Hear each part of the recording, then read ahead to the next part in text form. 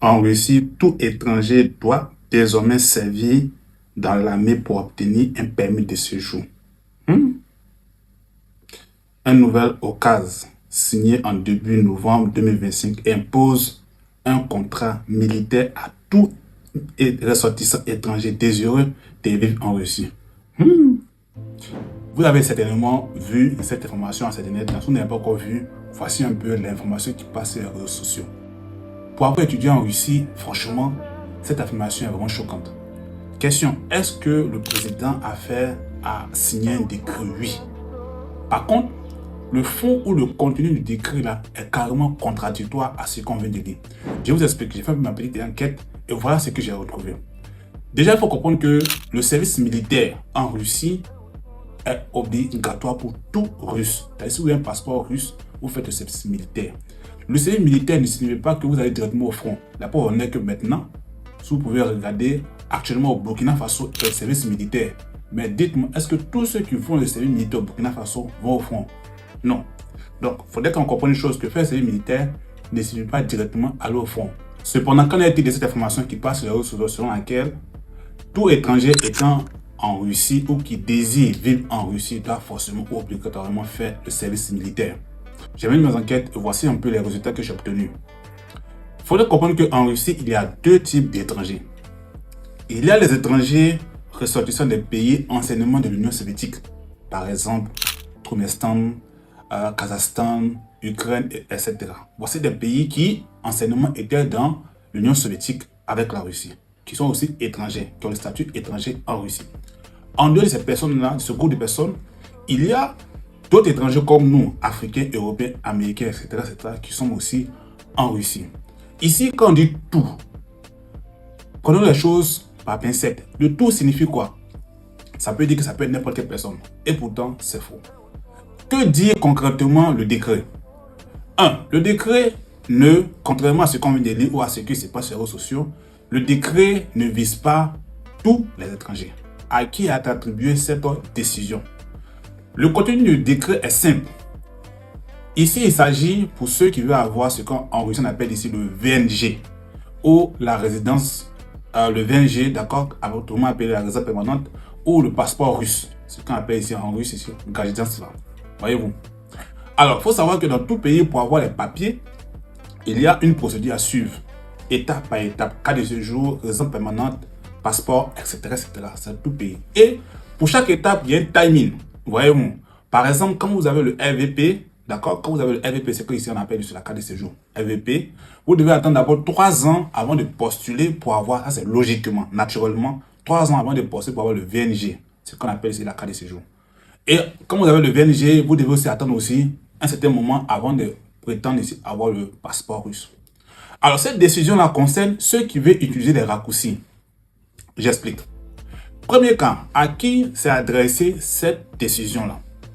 Le fait de faire maintenant le service militaire, premièrement, concerne ceux qui ne veulent pas attendre, par exemple, 3 ans avant d'avoir le service, avant d'avoir le VNG, avant d'avoir la carte de séjour. Donc, les gens qui sont pressés, ils viennent d'arriver en Russie, le gars ne veut plus étudier. Franchement, il veut rester ici, il fait ses business, donc il ne veut pas attendre 3 ans. On dit, mon frère, ma soeur, désormais, tu ne veux pas attendre 3 ans, pas faire le service militaire. Sur 6 mois, on te donne un papier et tu viens postuler pour avoir la carte de séjour. Deuxième groupe de personnes à qui s'adresse cette mesure. Cette décision concerne ceux qui, quand ils sont arrivés en Russie, veulent passer par une fille se marier, par le mariage, c'est-à-dire il se marie avec une fille russe ou avec un gars russe, ou bien il va adopter un enfant, ou bien il veut que son enfant soit russe. Quand vous prenez ces raccourcis-là, voici ceux à qui s'adresse cette décision. Donc, vous qui voulez avoir, ou bien dès que vous êtes en Russie, vous voulez vous marier pour avoir les papiers, vous devez faire aussi le service militaire. En dehors de ce groupe de personnes, d'accord, il y a d'autres personnes qui veulent faire des adoptions. C'est-à-dire, tu vois une fille, tu rencontres une fille russe qui a déjà un enfant. Donc, tu veux te marier avec la fille russe et adopter l'enfant. Avant, quand tu le fais, automatiquement, on te donne la possibilité d'avoir la carte de séjour ou d'avoir le VNG, comme on le dit en Russie. Cette décision maintenant dit que, en plus des documents administratifs qu'il faut avoir, il faut faire aussi le service militaire. Donc, vous commencez à comprendre que ce n'est pas tout, comme le dit, comme ça se passe ici sur les réseaux sociaux. Ça concerne ici des groupes de personnes spécifiques, ceux qui veulent utiliser des raccourcis. Ce que vous devez comprendre, si vous venez en Russie pour étudier, vous étudiez tranquillement. Si vous voulez rester en Russie après les études, c'est possible. Vous faites ce qu'on appelle ici le RVPO. Si vous voulez savoir ce que c'est que le RVPO, écrivez en commentaire RVPO, je vais vous expliquer ce que c'est que le RVPO. Sinon, j'ai déjà fait une vidéo, je vais mettre dans la description de la vidéo. Après avoir fait le RVPO, vous pouvez faire le VNG. D'accord? Le VNG, c'est ce qu'on appelle ici la carte de séjour, et ensuite, etc., etc. Voici. Donc, vous qui êtes étudiant, franchement, vous n'êtes pas concerné par cette mesure-là. Qui n'est pas encore concerné par cette mesure? Les étrangers du premier ordre, comme j'ai dit, les étrangers qui sont ressortissants de l'ancienne organisation de l'Union soviétique, c'est-à-dire Bélarus, Turkménistan, Ukraine, etc., etc. Franchement, ces pays-là ne sont pas concernés par cette décision. Ça concerne, je répète une fois de plus, ceux qui veulent utiliser les raccourcis, ceux qui veulent avoir forcément les papiers.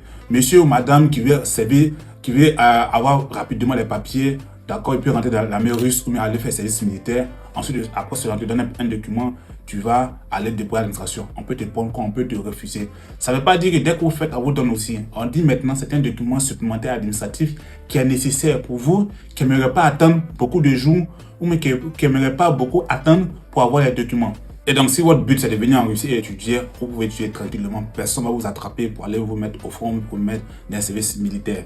Si maintenant, arrivé en Russie, vous voulez étudier d'autres moyens pour avoir les papiers pour rester en Russie, pour se chercher, comme on le dit, dans ce cas-là, voici une décision que vous devez prendre en compte.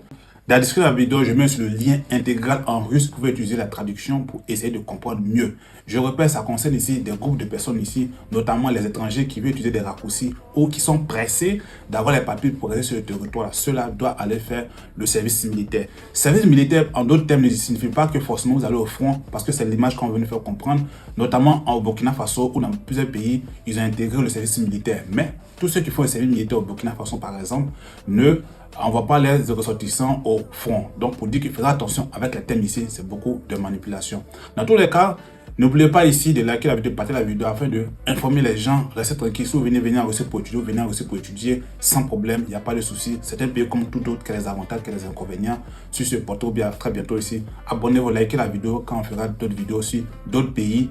Non pas seulement que la Russie, mais la Chine, la France, les États-Unis, etc., etc. pour mieux comprendre l'immigration.